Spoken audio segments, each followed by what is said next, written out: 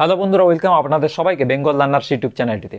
বন্ধুরা, আজকের এই ভিডিওটিতে আমি আপনাদের সঙ্গে আলোচনা করব যে কিভাবে আপনারা রেলওয়েতে পুলিশ হতে পারবেন। হ্যাঁ, ঠিকই শুনেছেন, রেলওয়ে প্রোটেকশন ফোর্স, এই আরপিএফ রেলওয়ে পুলিশ সম্পর্কে বিস্তারিত আলোচনা করব আমরা।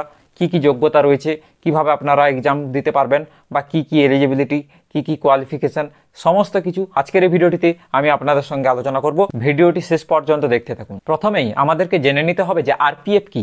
আরপিএফ হচ্ছে রেলওয়ে প্রোটেকশন ফোর্স, যাদের কাজই হচ্ছে যাত্রীদের সুরক্ষা এবং রেলওয়ে এবং স্টেশনের নিরাপত্তা প্রোভাইড করা। আরপিএফ এই পরীক্ষাটির মাধ্যমে কনস্টেবল, এসআই এই দুটো ক্যাটাগরিতে আপনারা চাকরি পেতে পারেন। তো বন্ধুরা, কোয়ালিফিকেশন সম্পর্কে এবার আমরা আলোচনা করব। যদি আপনারা আরপিএফ কনস্টেবল পদের জন্য আবেদন করতে চান, তাহলে মাধ্যমিক পাস হলেই আপনারা এটা আবেদন করতে পারবেন। আর যদি আপনারা এসআই পদের জন্য আবেদন করতে চান, তাহলে আপনার ন্যূনতম যে কোয়ালিফিকেশন লাগবে সেটা হচ্ছে গ্র্যাজুয়েশন করার পর আপনারা এসআইতে আবেদন করতে পারবেন। এবার চলে আসি যে এজ, বয়স কি লাগবে। কনস্টেবলের জন্য যেটা বয়স লাগবে সেটা হচ্ছে মিনিমাম হচ্ছে 18 বছর এবং ম্যাক্সিমাম হচ্ছে 25 বছর। কিন্তু যেহেতু বর্তমানে 3 বছরের বয়স এক্সটেন্ড করা হয়েছে কোভিডের কারণে, সেই জন্য 18 থেকে 28 ধরে চলুন।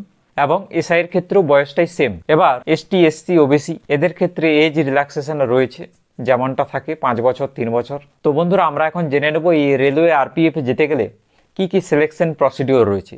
টোটাল 3টি ধাপ রয়েছে।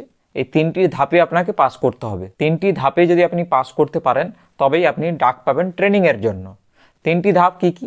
প্রথমে যে ধাপটি হলো সেটা হচ্ছে CBT examination, computer based examination হয়ে থাকে। ওই কম্পিউটার বেসড সিবিটি এক্সামিনেশন আপনাকে পাস করতে হবে।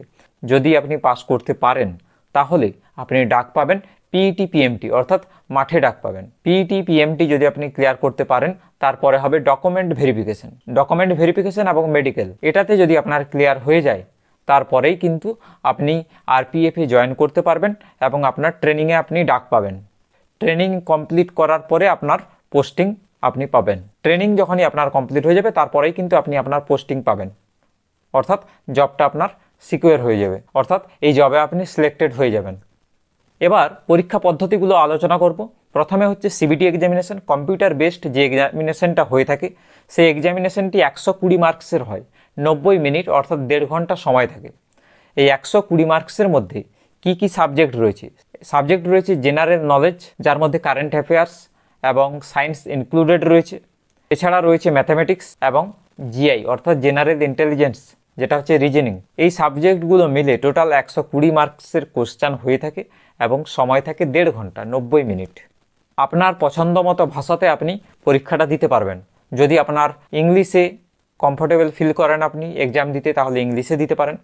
অথবা আপনি যদি চান আমি বাংলাতে এক্সামটা দেবো, তাহলে আপনারা বাংলাতে এক্সাম দিতে পারেন, কোনো অসুবিধা নেই। তার জন্য আপনাকে যেটা করতে হবে, যখনই আপনারা অনলাইনে ফর্মটা ফিল আপ করবেন, সেখানে আপনার পরীক্ষার ল্যাঙ্গুয়েজটা সেখানে সিলেক্ট করতে হবে। তাহলেই কিন্তু আপনার পরীক্ষাতে আপনি যে ভাষাতে পরীক্ষা দিতে চান সেটা চলে আসবে। এরপরে রয়েছে পিএমটি, পিইটি, যেখানে ছেলেদের ক্ষেত্রে 165 সেন্টিমিটার এবং মেয়েদের ক্ষেত্রে 157 সেন্টিমিটার হাইট দরকার পড়ে, যাতে মাঠ হয়। মাঠটা ছেলেদের ক্ষেত্রে 1600 মিটার এবং মেয়েদের ক্ষেত্রে 800 মিটারের মাঠ হয়ে থাকে। এই মাঠ আপনাকে ক্লিয়ার করতে হবে, তবেই আপনি ডাক পাবেন ডকুমেন্ট ভেরিফিকেশনে এবং মেডিকেল রাউন্ডে।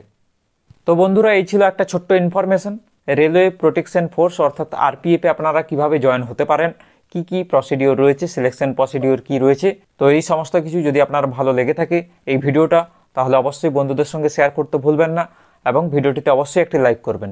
যদি চ্যানেলে প্রথম এসেছেন, অবশ্যই চ্যানেলটিকে সাবস্ক্রাইব করে যাবেন এবং বেল আইকনটিতেও প্রেস করে যাবেন, তাহলে আমার পরবর্তী ভিডিওর নোটিফিকেশন আপনার মিস হবে না। তো বন্ধুরা, আজকের মতো এখানেই ভিডিওটি শেষ করলাম। দেখা হচ্ছে নেক্সট কোনো ভিডিওতে।